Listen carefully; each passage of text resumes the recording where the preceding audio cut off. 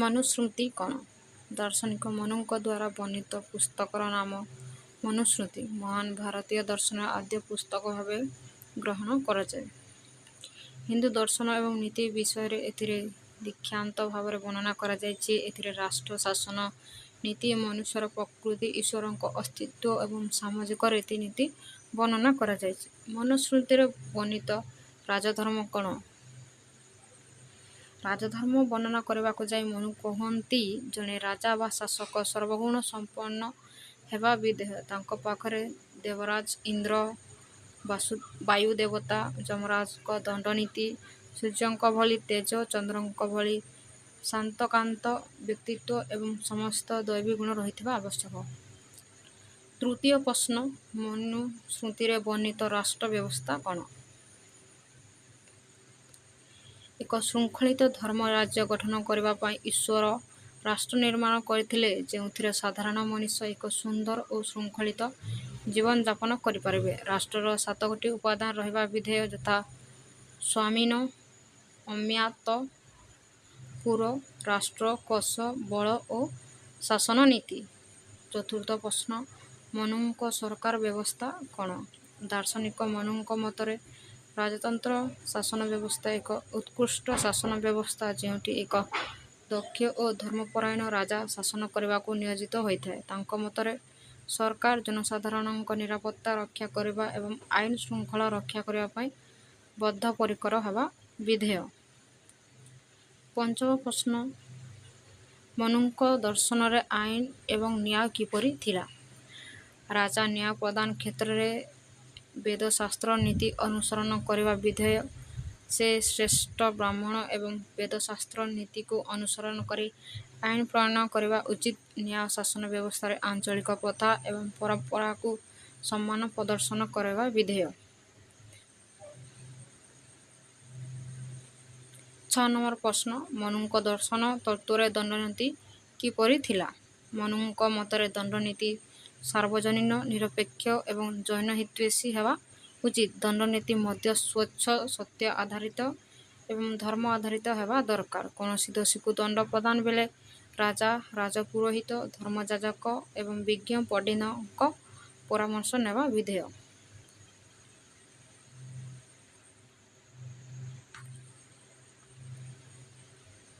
ସପ୍ତମ ପ୍ରଶ୍ନ, ମନୁଙ୍କ ମତରେ ବର୍ଣ୍ଣାଶ୍ରମ ଧର୍ମ କ'ଣ?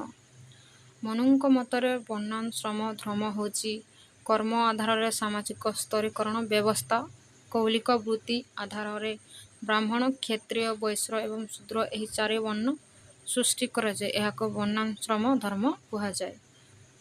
ଅଷ୍ଟମ ପ୍ରଶ୍ନ, ମନୁଙ୍କ ମତରେ ଗାର୍ହସ୍ଥ ଧର୍ମ କ'ଣ? ଦାର୍ଶନିକ ମନୁ ପାରିବାରିକ ଜୀବନରେ ଗାର୍ହସ୍ଥ ଧର୍ମ ପାଳନ ପାଇଁ ପ୍ରେରଣା ଦେଇଛନ୍ତି। ଏଥିରେ ପୁତ୍ର ଧର୍ମ, ପିତା ଧର୍ମ, ମାତା ଧର୍ମ, ସ୍ୱାମୀ ଧର୍ମ, ସ୍ତ୍ରୀ ଧର୍ମ ବିଷୟରେ ସେ ଦିଗାନ୍ତ ଭାବରେ ବର୍ଣ୍ଣନା କରିଛନ୍ତି। ଏକ ଶୃଙ୍ଖଳିତ ଜୀବନଚର୍ଯ୍ୟା ଆହରଣ କରିବା ପାଇଁ ଗାର୍ହସ୍ଥ ଧର୍ମ ଶ୍ରେଷ୍ଠ ବୋଲି କୁହାଯାଇଛି। ନବମ ପ୍ରଶ୍ନ, ମନୁସ୍ମୃତି ଆଧାରରେ ବୈଦେଶିକ ନୀତି କ'ଣ? ମନୁ ତାଙ୍କ ଦର୍ଶନରେ 6 ପ୍ରକାରର ବୈଦେଶିକ ନୀତି ବିଷୟରେ ଅବଧାରଣା କରିଛନ୍ତି। ରାଷ୍ଟ୍ର ରାଷ୍ଟ୍ର ମଧ୍ୟରେ ସମ୍ପର୍କ ସ୍ଥାପନ ପାଇଁ ଶତ୍ରୁ ରାଷ୍ଟ୍ର ଏବଂ ମିତ୍ର ରାଷ୍ଟ୍ର ସହ ଭିନ୍ନ ଭିନ୍ନ ଆଚରଣ କରିବାକୁ ପ୍ରେରଣା ଦେଇଛନ୍ତି। ଯେପରି ଶକ୍ତିଶାଳୀ ରାଷ୍ଟ୍ର ସହ ସନ୍ଧି, ସମଭାବାପନ୍ନ ରାଷ୍ଟ୍ର ସହ ମିତ୍ର ଏବଂ ଦୁର୍ବଳ ରାଷ୍ଟ୍ରକୁ ଜୟ କରିବାର ବିଧେୟ ଅଟେ। ଦଶମ ପ୍ରଶ୍ନ, ମନୁଙ୍କ ମତରେ ରାଜତନ୍ତ୍ର ବ୍ୟବସ୍ଥା କ'ଣ? ମନୁଙ୍କ ମତରେ ଈଶ୍ୱରଙ୍କ ଦ୍ୱାରା ରାଷ୍ଟ୍ର ଏବଂ ଶାସକ ଗୋଷ୍ଠୀ ସୃଷ୍ଟି କରିଛନ୍ତି। ଏକ ଶୃଙ୍ଖଳିତ ବ୍ୟବସ୍ଥାକୁ ଶୃଙ୍ଖଳିତ କରିବା ପାଇଁ ଈଶ୍ୱର ଦ୍ୱାରା ପ୍ରେରିତ ଦକ୍ଷ ଶାସକଙ୍କୁ ରାଜା ବା ଶାସକ କୁହାଯାଏ। ଈଶ୍ୱର ପ୍ରେରିତ ରାଜାଙ୍କ ଦ୍ୱାରା ଶାସନକୁ ରାଜତନ୍ତ୍ର କୁହାଯାଏ।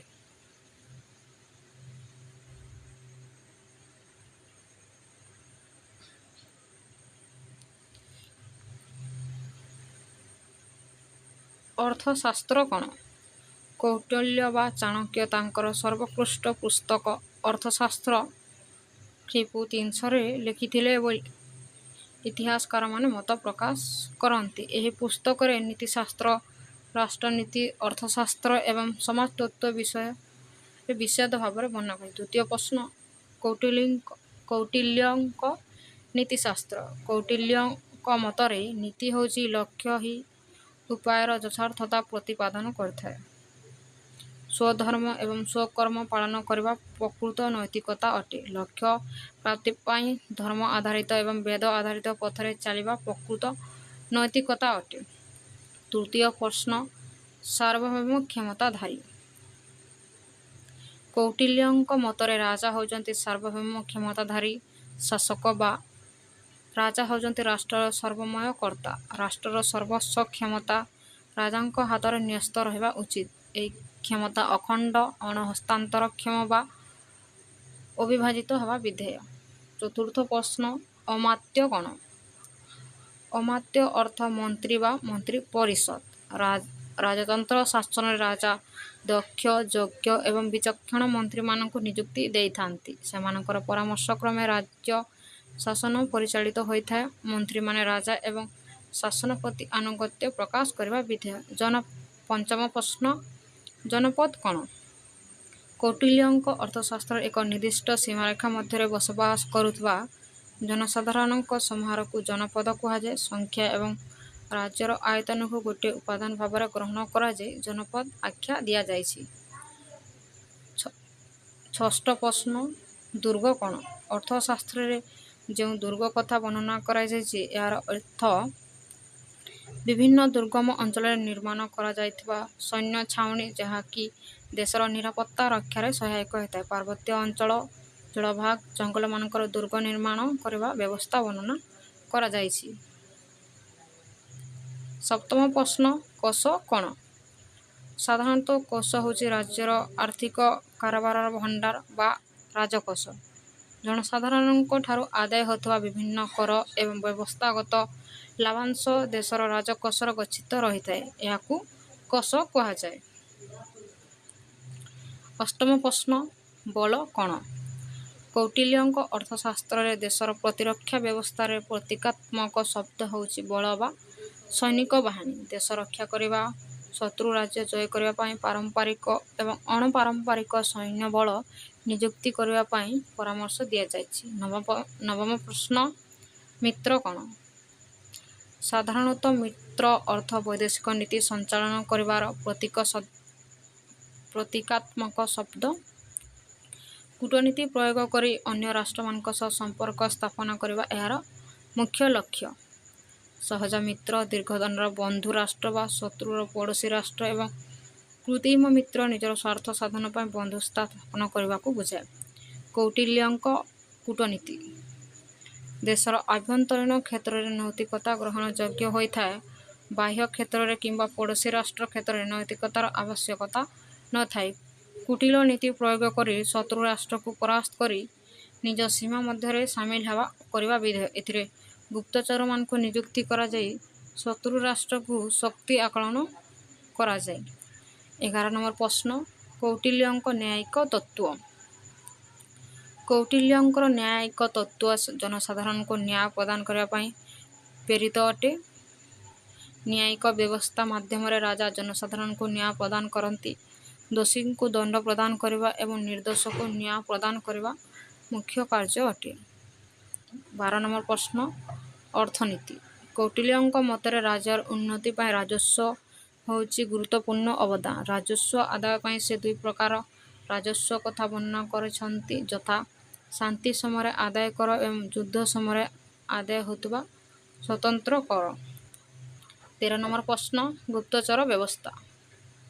ଗୁପ୍ତଚର ବ୍ୟବସ୍ଥା ମାଧ୍ୟମରେ ପଡ଼ୋଶୀ ରାଷ୍ଟ୍ର ଗତିବିଧି ନିର୍ଦ୍ଧାରଣ କରିବା ତାଙ୍କ ଦର୍ଶନର ମୁଖ୍ୟ ଉଦ୍ଦେଶ୍ୟ ଥିଲା। କପଟ ଦୂତ, ଉଦ୍ଧସ୍ଥିତ ଗୃହପଟ୍ଟିକ, ବୈଦେହକ, ତାପସ, ସତ୍ରିନ, ତୀକ୍ଷ୍ଣ ରସଦ, ଭିକ୍ଷୁକ ବା ପରିବ୍ରାଜକ ଆଦି ପ୍ରକୃତିର ଗୁପ୍ତଚର ନିଯୁକ୍ତି ପାଇଁ ସେ ପରାମର୍ଶ ଦେଇଥିଲେ। 14 ନମ୍ବର ପ୍ରଶ୍ନ, କୌଟିଲ୍ୟଙ୍କ ବୈଦେଶିକ ନୀତି। ନିଜ ରାଷ୍ଟ୍ରକୁ ଶତ୍ରୁ ଅପେକ୍ଷା ନ୍ୟୁନ ମନେକଲେ ସନ୍ଧି ସ୍ଥାପନ କରିବା, ନିଜେ ଶତ୍ରୁ ସହ ସମକକ୍ଷ ମନେକଲେ ନିରପେକ୍ଷତା ଅବଲମ୍ବନ କରିବା, ନିଜେ ଶତ୍ରୁଠାରେ ଶକ୍ତିଶାଳୀ ମନେକଲେ ଯୁଦ୍ଧ କରି ସମ୍ପୃକ୍ତ ରାଜ୍ୟକୁ ଜୟ କରିବା କୌଟିଲ୍ୟଙ୍କ ବୈଦେଶିକ ନୀତିର ମୁଖ୍ୟ ଉଦ୍ଦେଶ୍ୟ ଅଟେ। 15 ନମ୍ବର ପ୍ରଶ୍ନ, ରାଷ୍ଟ୍ରଦୂତ ବ୍ୟବସ୍ଥା। ବୈଦେଶିକ ନୀତି ନିର୍ଣ୍ଣୟ କରିବା ପାଇଁ ବିଭିନ୍ନ ରାଷ୍ଟ୍ରରେ ରାଷ୍ଟ୍ରଦୂତ ନିଯୁକ୍ତି କରାଯିବା ଉପରେ ଗୁରୁତ୍ୱ ପ୍ରଦାନ କରାଯାଇଛି। ପ୍ରଥମ ଶ୍ରେଣୀ ରାଷ୍ଟ୍ରଦୂତ ବାର୍ତ୍ତା ବହନ କରିବେ। ଦ୍ୱିତୀୟ ଶ୍ରେଣୀ ଦୂତମାନେ ସନ୍ଧି ବା ରାଜିନାମା ସମ୍ପାଦନ କରିବେ ଏବଂ ତୃତୀୟ ଶ୍ରେଣୀ ଦୂତମାନେ ଅନ୍ୟ ରାଷ୍ଟ୍ର ସହ ବନ୍ଧୁତା ସ୍ଥାପନ କରିବେ।